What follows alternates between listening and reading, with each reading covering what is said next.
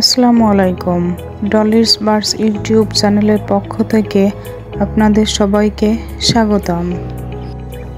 আজকের এপিসোডে আপনারা জানতে পারবেন লাভবার্ড পাখির ব্রিডিং করানোর নিয়ম, কিভাবে লাভবার্ড পাখি দিয়ে ডিম বাচ্চা করানো যায়, লাভবার্ড পাখি কিভাবে জোড়া দিবেন, লাভবার্ড পাখির খাঁচার সাইজ কত এবং লাভবার্ড পাখির সব বিস্তারিত A to Z আজকের ভিডিওতে আপনারা জানতে পারবেন।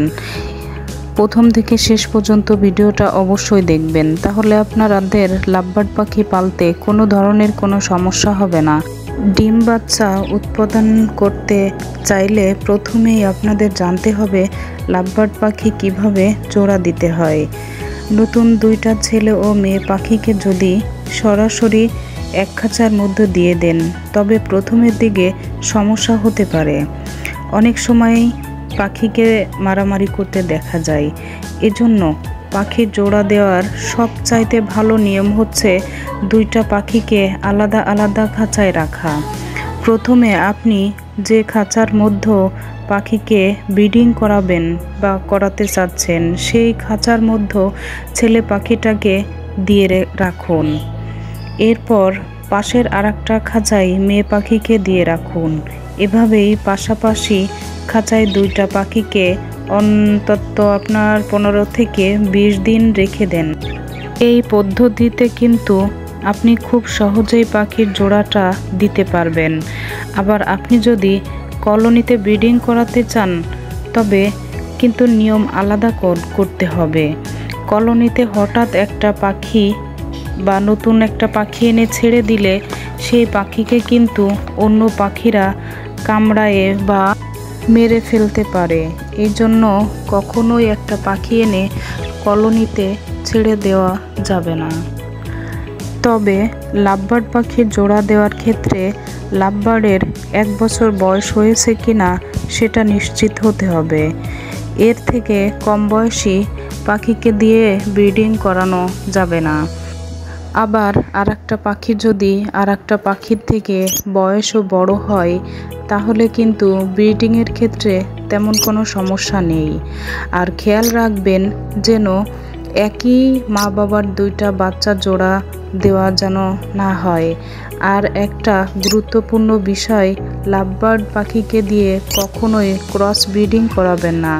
মনে রাখবেন এক জাতের লাভবার্ডের সাথে আর এক জাতের লাভবার্ডের ব্রিডিং করাবেন না। এক জাতের লাভবার্ডের মধ্যেও আপনারা ব্রিডিংটা করাবেন। ব্রিডিং যদি একই লাভবার্ডের বা একই জাতের লাভবার্ডের সাথে করান তাহলে কোনো সমস্যা হবে না এবং ভালো ডিম বাচ্চা পাবেন আপনারা। এতে বাচ্চাগুলো ভালো হবে। পাখিগুলো একসাথে দেওয়ার 2 সপ্তাহ পর খাঁচার ভিতরে একটা হাঁড়ি বা ব্রিডিং বক্সের ব্যবস্থা করে দিবেন।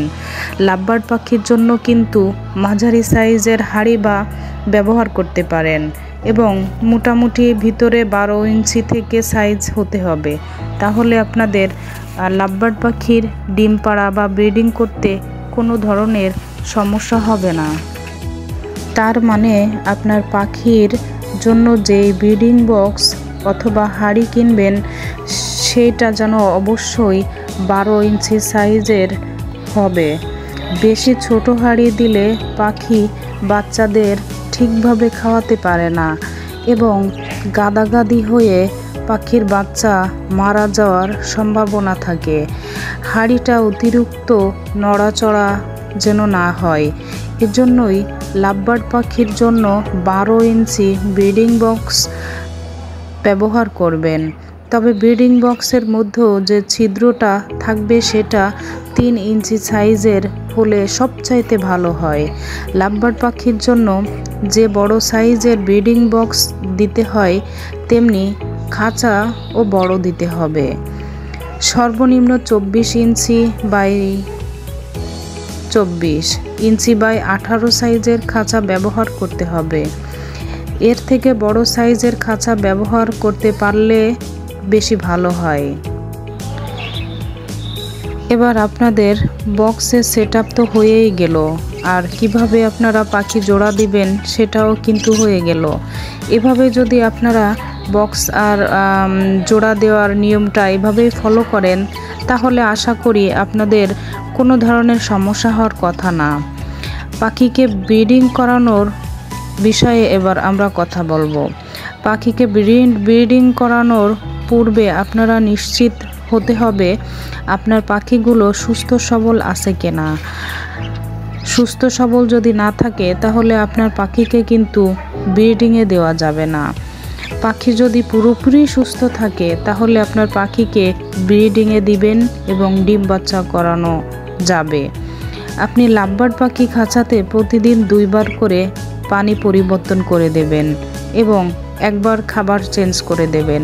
তাহলে আশা করি আপনার পাখির কোনো রোগবালাই সম্ভাবনা থাকবে না, অনেকটাই কমে যাবে, 70% কমে যাবে।